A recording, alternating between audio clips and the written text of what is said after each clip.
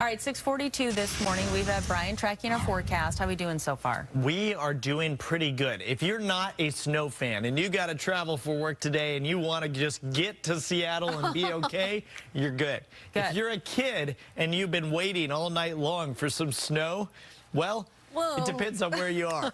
So that's the deal here. That snow and rain line, as I was telling you yesterday, and as Lisa was telling you last night, that's the toughest thing to forecast when we get these events where this warm air wants to intrude from the south. So the snow rain line ended up a little farther north here this morning, up a little closer to the Snohomish County, King County line. And with that, we are seeing temperatures well above freezing now at this point in Seattle at 35 degrees. Those south winds pushing that cold air out of the picture here, at least for the downtown core.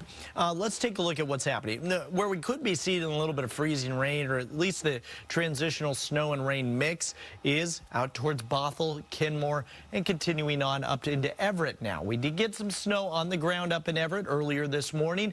That could be switching over, or in the process of switching over, to rain. Up to the north, this is where we're getting some really nasty conditions, blizzard-like conditions up towards Blaine, Linden, Bellingham. Wind chills are now at or below zero in many of these locations.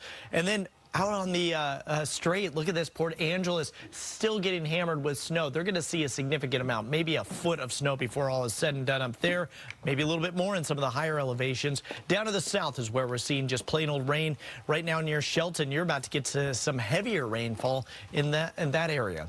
Road temperatures. This is of concern, absolutely. When you start seeing road temperatures below freezing, like we do up in the North Shore area, and then continuing on north up into Whatcom County, this is where, you can get those frozen roads, and then that whatever falls doesn't melt, and it just kind of continues to become a packed snow and ice situation. We're seeing that a lot up in Skagit and Whatcom counties here at this hour. 16 in Bellingham, 31 in Everett, 35 now in Seattle. Still getting those Fraser Valley outflow winds, making it feel like it's 2 degrees right now in Bellingham, frigid up that direction. All right, I do want to show you this before I send it on over to Adam. This is our future cast.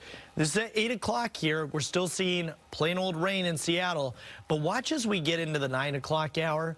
There could be a very brief but a quick little hitting band of snow that pushes its way into Seattle before all is said and done. And this is at 9:30. If it's heavy enough, it'll push that cold air down toward the surface, and we could catch a quick 1 to 2 inches. We'll see how things pan out a little bit later on. But the bottom line is today, we're going to be looking at a rain and snow mix. The farther north you go, the more likely you are to see snow. So Snohomish, Skagit, and Whatcom counties, you'll likely see more snow this morning. Everybody dries out this afternoon, and then the next couple of days will be dry and downright cold.